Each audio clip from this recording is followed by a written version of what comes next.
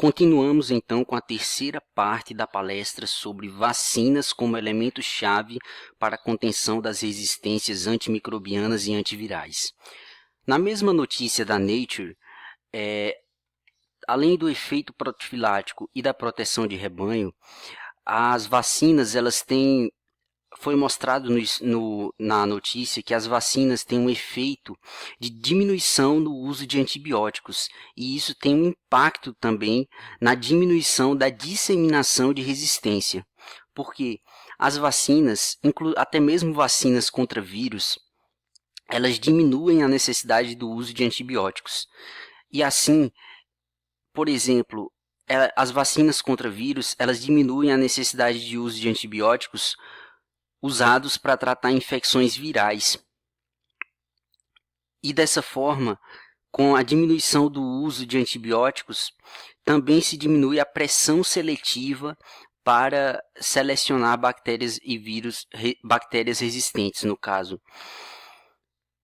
Então, é mais uma das formas pelas quais as vacinas elas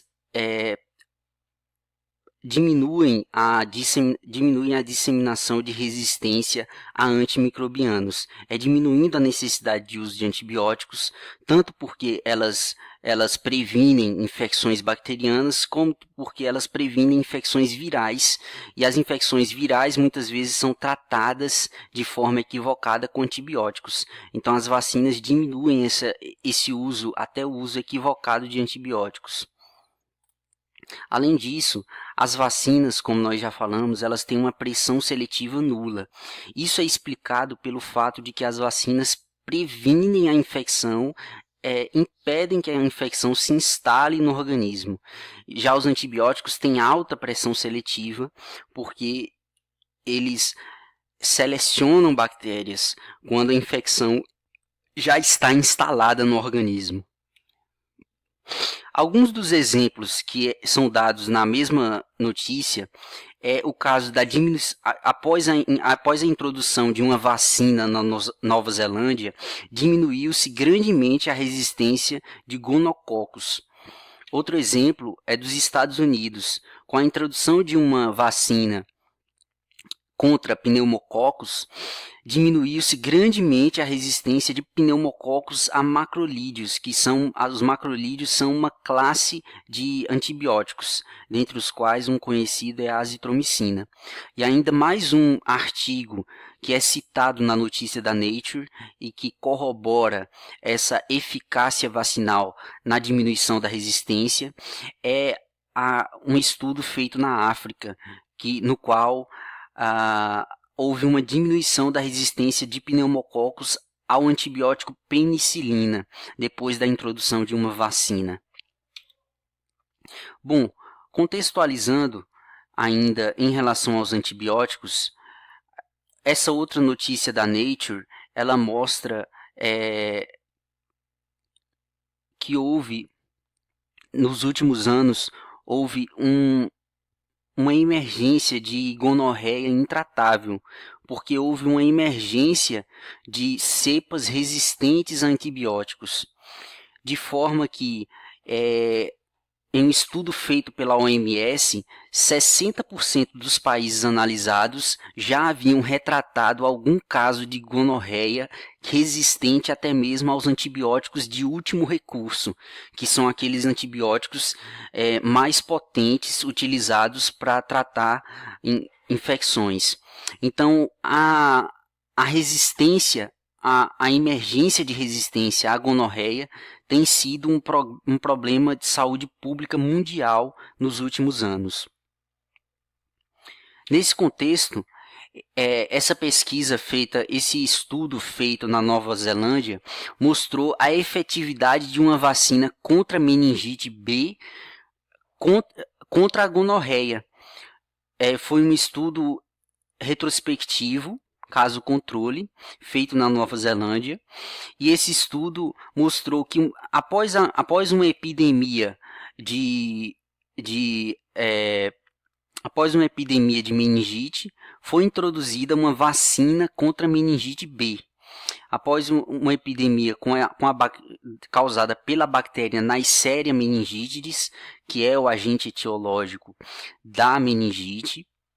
Após essa epidemia, foi introduzida uma vacina conjugada, uma vacina contra os meningococos do grupo B, e essa vacina se mostrou eficaz também contra a gonorreia.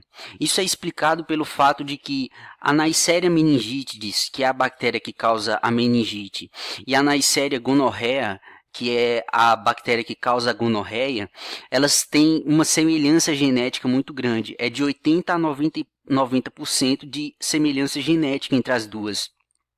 Então, é isso que explica a proteção cruzada. O mecanismo de proteção cruzada, o mecanismo imunológico que foi ativado contra a gonorreia, uma vacina de meningite B protegendo contra a gonorreia, esse mecanismo ainda não foi elucidado, ainda é desconhecido.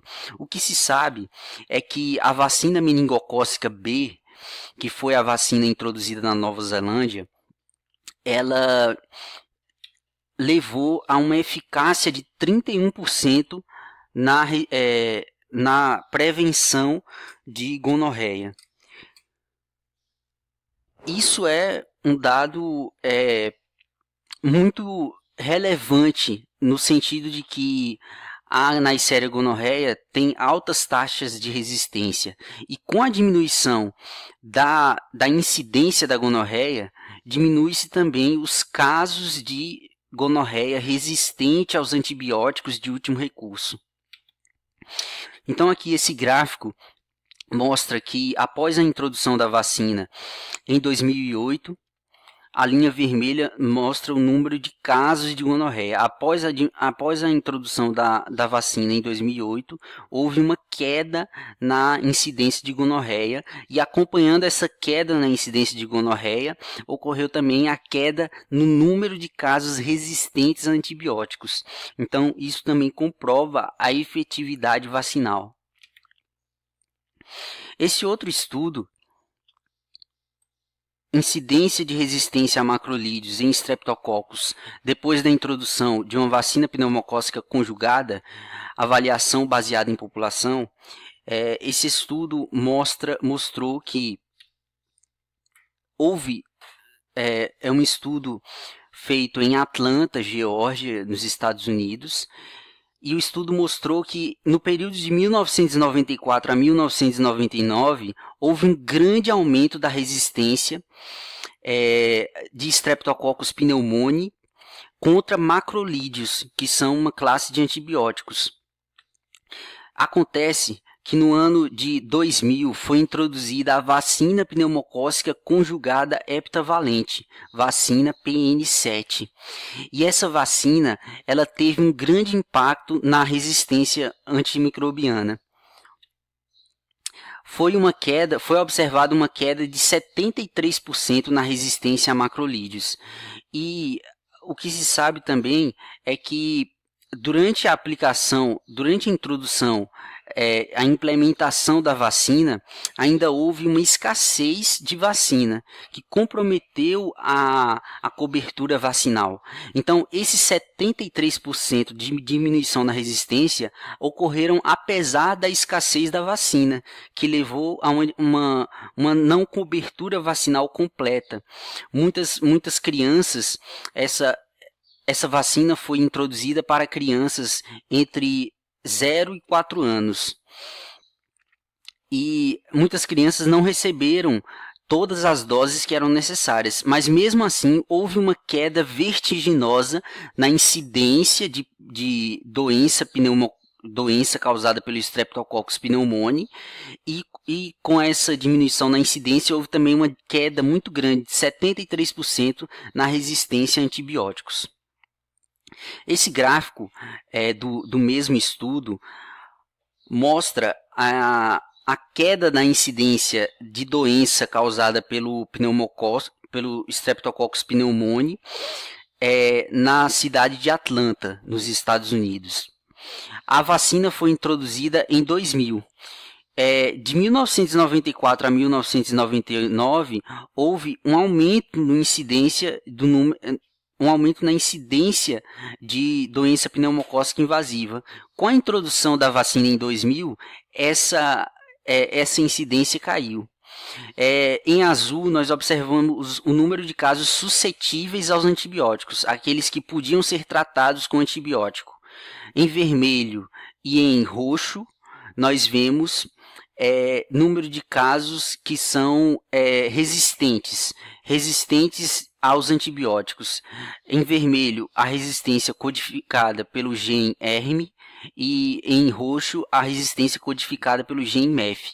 Então, com a introdução da vacina, houve uma diminuição tanto do número de casos suscetíveis, que está em azul, como do número de casos resistentes, de forma que em 2002 há muito menos casos, há um número total muito menor de casos resistentes do que em 1999. Então, a efetividade vacinal foi clara contra a resistência antimicrobiana. E esse resultado foi ainda mais evidente na faixa etária menor de 2 anos, que era a faixa etária mais suscetível à doença pneumocócica, de forma que de 1994 a 1999 houve um aumento da incidência dessa doença. E com a introdução da vacina em 2000, houve uma queda grande, uma queda vertiginosa na incidência dessa doença. Em azul, nós temos o número de casos suscetíveis. Vocês veem que ele diminuiu bastante com a introdução da vacina. E em verde e branco, nós vemos o número de casos que são resistentes aos antibióticos, aos macrolídeos, no caso. Então, houve uma queda tanto no número de casos suscetíveis, como houve uma queda no número de casos resistentes a antibióticos, mais uma vez mostrando claramente a efetividade das vacinas no controle da resistência antimicrobiana. Bom, esse artigo, abordando a resistência viral através de vacinas, trata de como as vacinas elas também são importantes no controle da resistência antiviral. Mas isso a gente vai deixar para a quarta parte do nosso vídeo sobre vacinas e resistências, vacinas no controle das resistências antimicrobianas e antivirais.